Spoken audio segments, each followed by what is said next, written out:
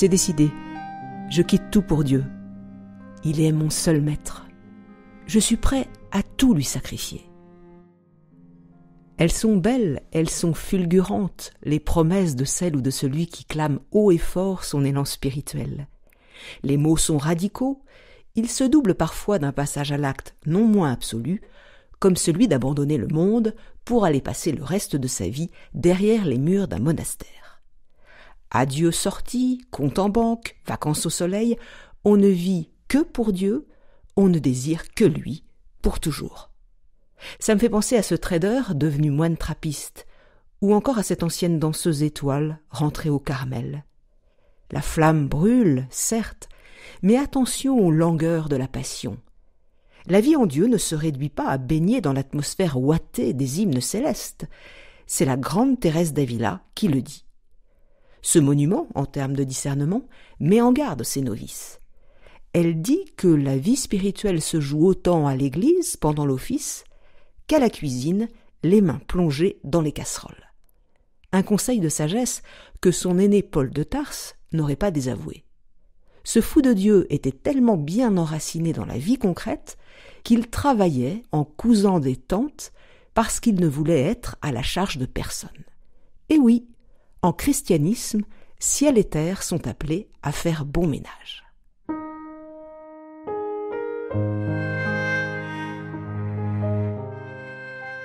L'Esprit Zindel, un podcast pour penser l'homme et Dieu autrement. Épisode 8, un mystique les pieds sur terre. Maurice Zindel aussi était un amoureux de Dieu et il a consacré sa vie à essayer de mieux le faire connaître. Les mots qu'il prononçait dans ses homélies ou ses conférences ont touché ses auditeurs, mais ce qui frappait surtout ceux qui le rencontraient, c'était la présence de l'homme. Un visage silencieux d'où émanait un doux rayonnement, les yeux baissés, un léger sourire. Jour après jour, Maurice Zindel essayait humblement de se tenir au plus proche de celui qui était la vie de sa vie.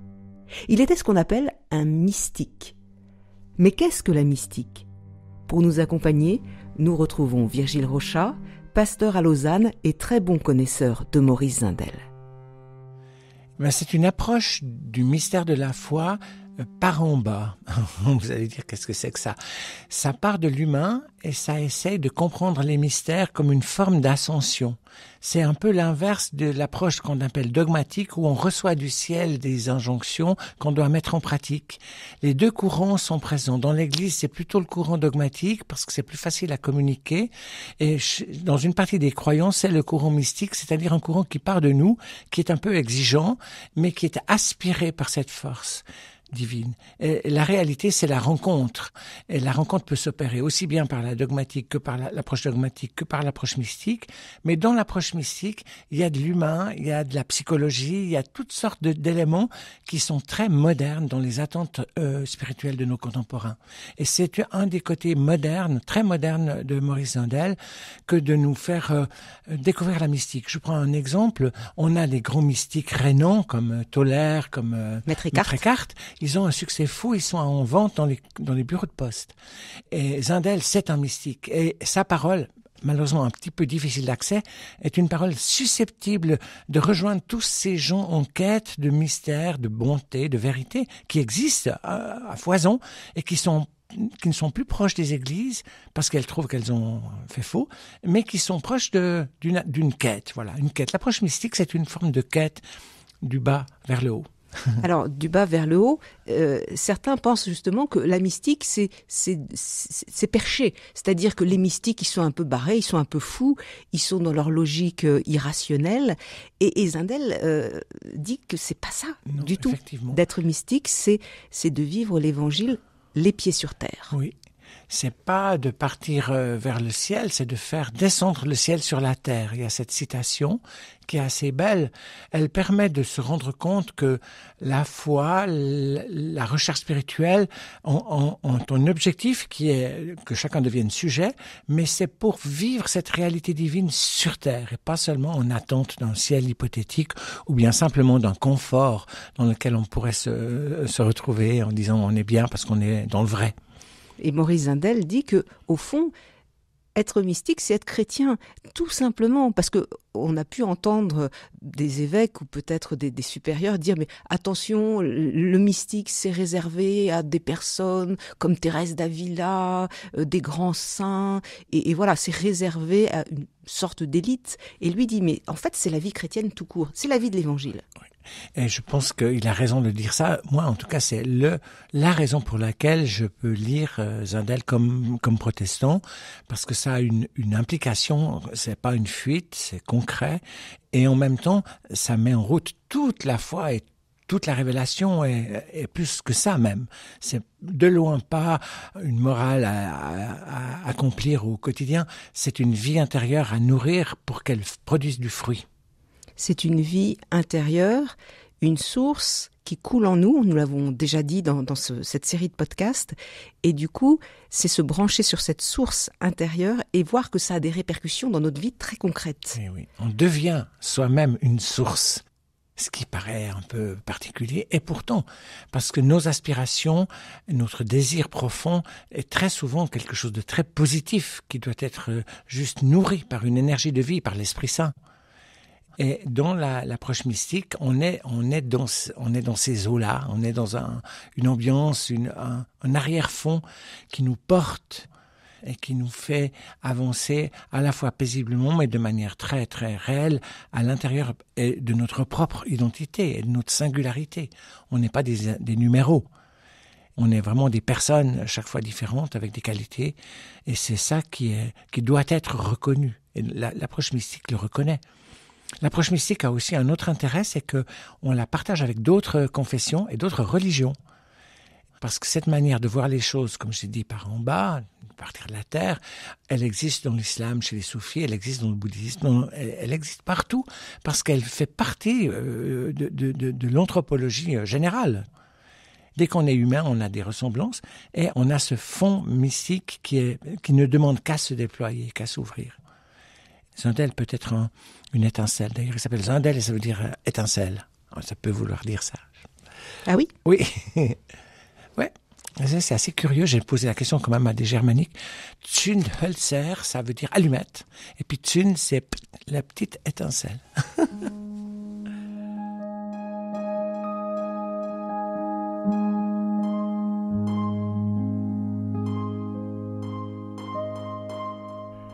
Le christianisme ne nous demande pas de quitter la terre pour regarder un ciel imaginaire, mais de devenir nous-mêmes ce ciel, de devenir le royaume, ce royaume de Dieu, de transfigurer notre vie en laissant transparaître en nous toute la lumière et toute la joie de Dieu. On voit parfois dans les images de canonisation, on voit des saints ou des saintes avec des yeux révulsés, tournés vers le ciel des nuages. Et on a l'impression que c'est artificiel, que ce n'est pas cela l'Évangile. L'évangile du charpentier de Nazareth, c'est un évangile qui est enraciné dans le sol. C'est un évangile qui mord sur la vie, qui nous demande de la vivre intégralement et en creusant si profondément dans la richesse du monde que nous en fassions jaillir toute source de joie et de beauté.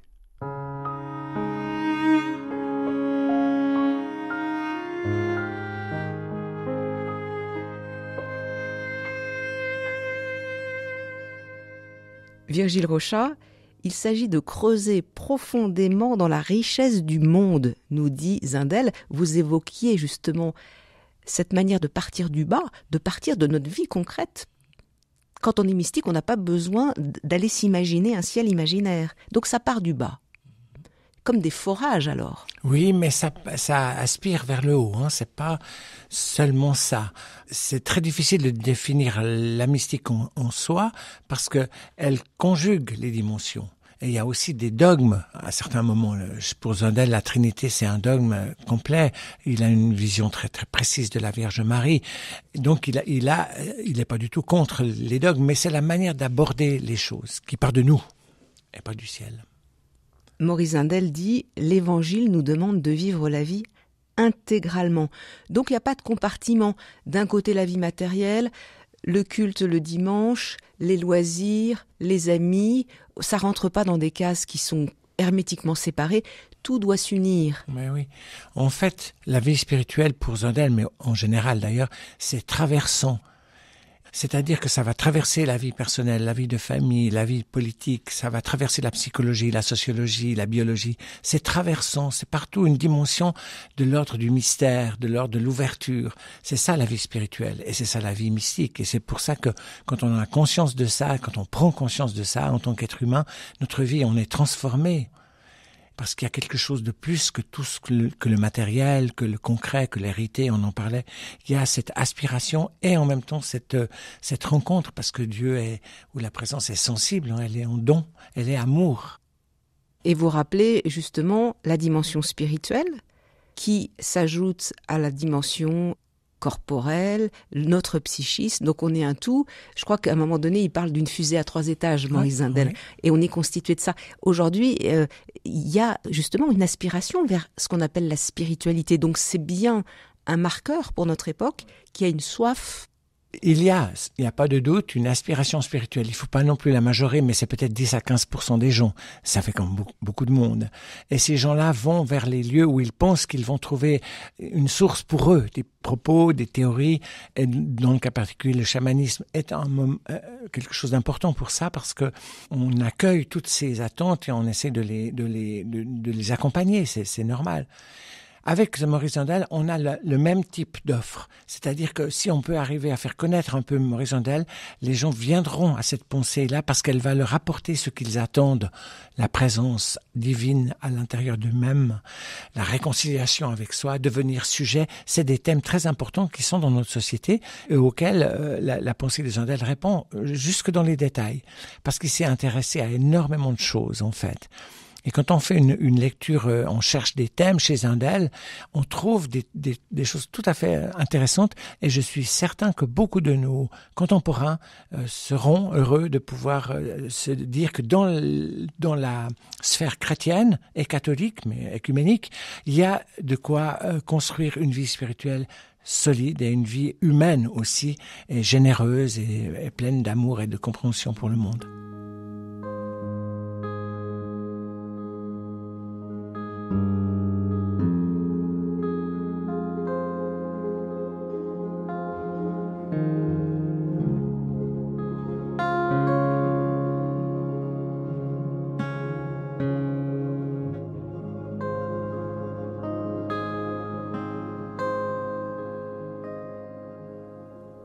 Virgile Rochat, j'aimerais qu'on parle de la prière. Aujourd'hui, certains parlent de méditation. Bon, Maurice Zundel parle de la prière chrétienne, ça s'inscrit dans le catholicisme auquel il appartenait. Et il dit que l'important n'est pas tant de faire sa prière, mais de devenir prière soi-même. Oui.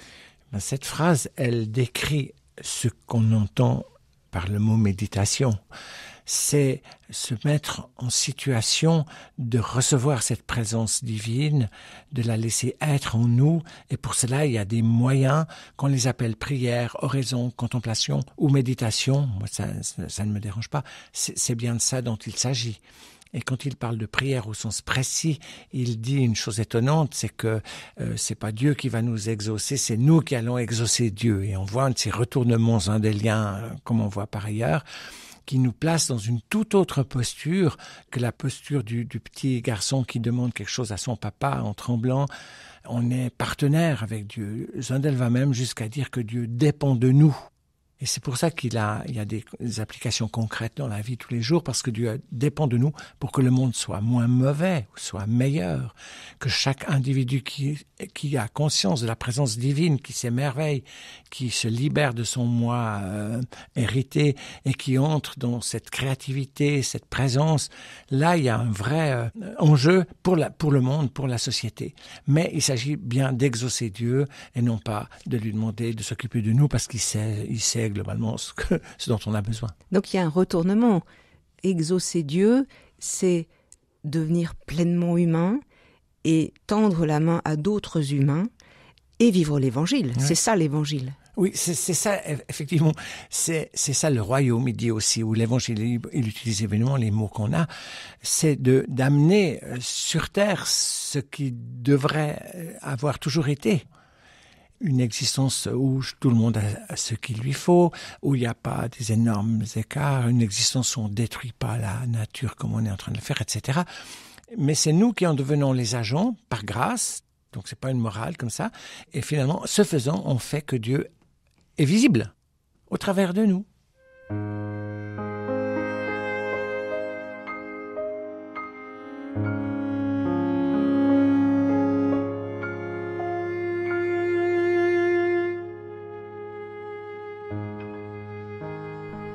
La prière est l'exaucement de Dieu par l'homme.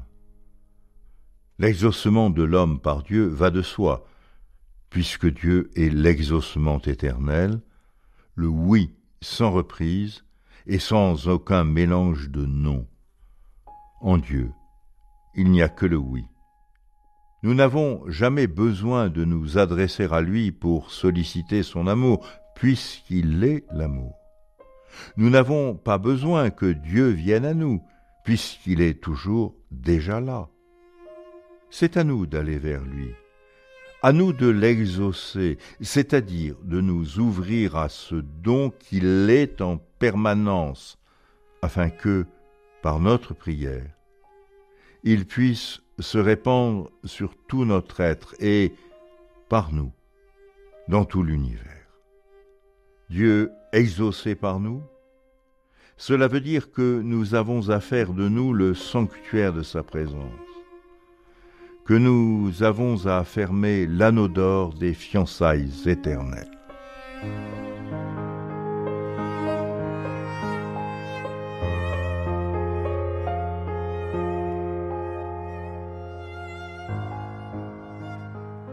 J'aimerais qu'on parle avec vous du silence, Virgile Rochat, parce que la vie en Christ, la vie chrétienne, pour Maurice Zindel, c'est une vie d'écoute.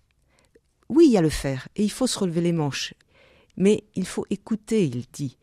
Et il y a une petite musique de Dieu à l'intérieur de nous, mais toute fine, comme un fin silence, dirait le livre des rois. Donc, écouter, qu'est-ce que ça apporte ? Alors, c'est quelque part, avec l'émerveillement qui est plutôt ponctuel, le silence, la deuxième porte d'entrée de la vie divine en nous.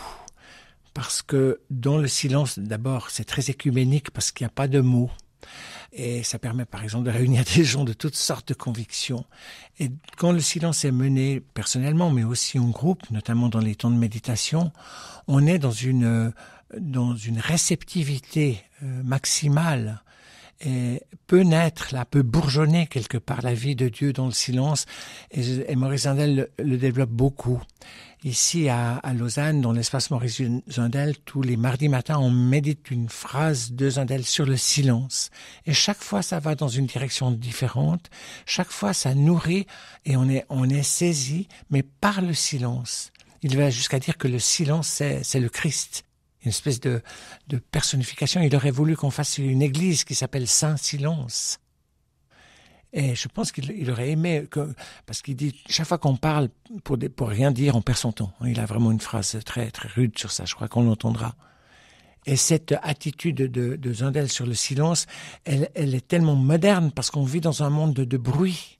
Et puis on vit aussi dans un monde où la langue fait du mal, où on ne sait plus qui croire, où l'intelligence artificielle va nous faire gober des choses qui sont... Et la langue est vraiment mise en jeu chez Zindel comme quelque chose de problématique. Elle rejoint d'ailleurs dans l'épître de Jacques, il y a un passage très sévère sur la langue dans la Bible. Et aussi Jésus qui dit ce qui est mauvais, c'est pas ce qui rentre dans l'âme, mais c'est ce qui en sort. Et là, avec Zindel, le silence, on ouvre justement à la possibilité de recevoir la grâce, la présence.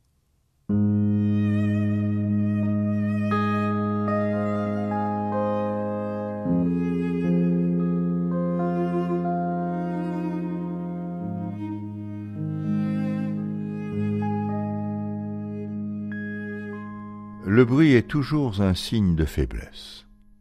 La puissance vraie est le rayonnement de l'esprit et l'effusion de l'amour. Le silence, c'est s'ouvrir, dans un accueil de tout l'être, sans rien mêler de soi, ni aux autres, ni au monde. Dès que nos paroles font du bruit, alors nous jetons dans la conversation ces mots irréparables qui ne sont ni de l'esprit, ni de l'amour. Dès qu'on sort du silence, on dépose les germes de mauvaise foi en soi et dans les autres. Les âmes sont fermées dès que les conversations roulent sur l'amour-propre. Le règne de Dieu est menacé, car le règne de Dieu est toujours en jeu. Toute parole qui n'est pas créatrice engendre les ténèbres et refoule le règne de Dieu. C'est le silence de toute la vie, au-delà du contenu des mots qui importe. Ce n'est pas ce que nous disons qui importe, c'est ce que nous ne disons pas. Notre parole doit aller de Dieu en nous à Dieu dans les autres.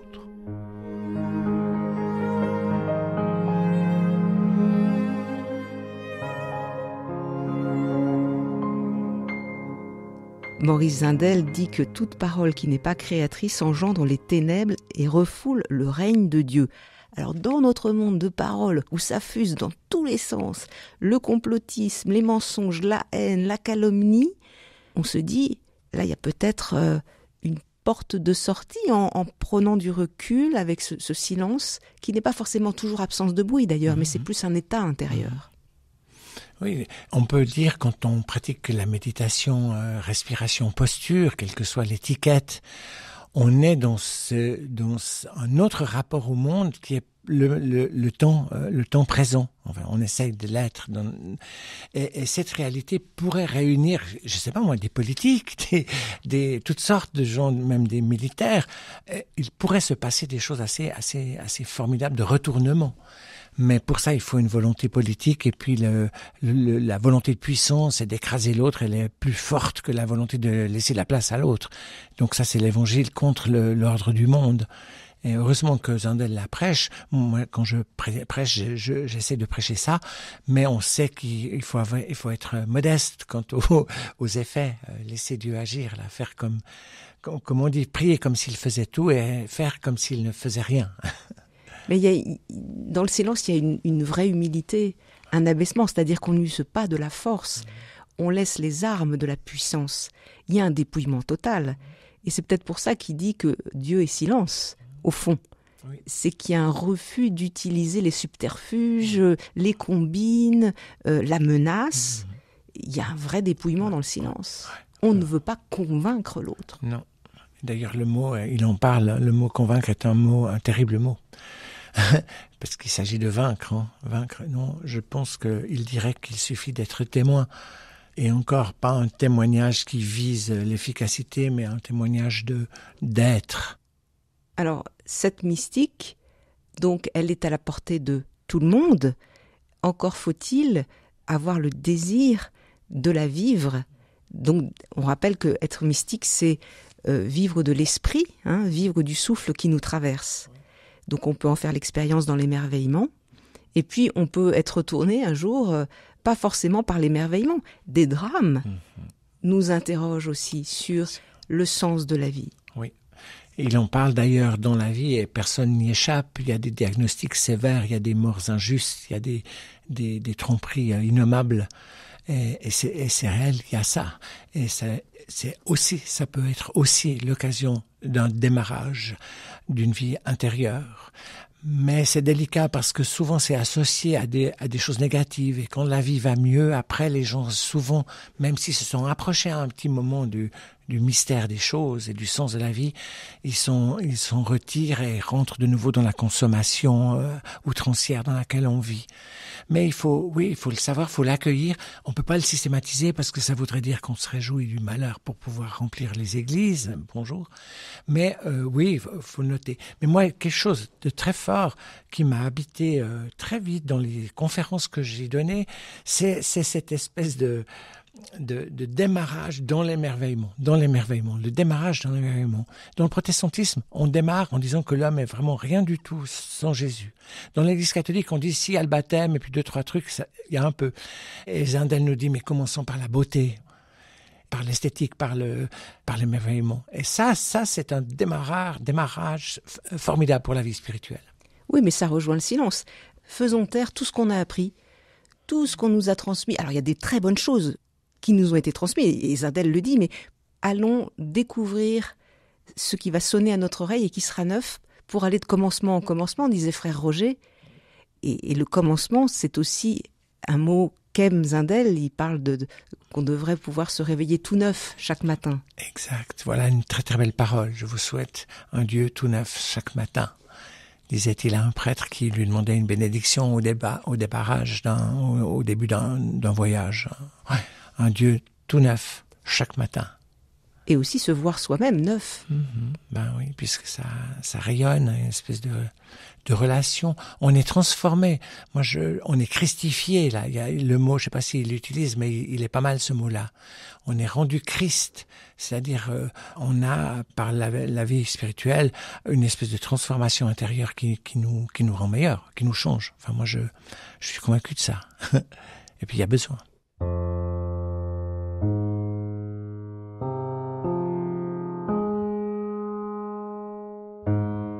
Merci à Virgile Rochat, il est co-auteur du livre S'émerveiller, paru aux éditions Cabedita. Lecture Pascal Rioux, voix Hubert Artigue, musique originale Hugues Laurent, un podcast réalisé par Béatrice Soltner.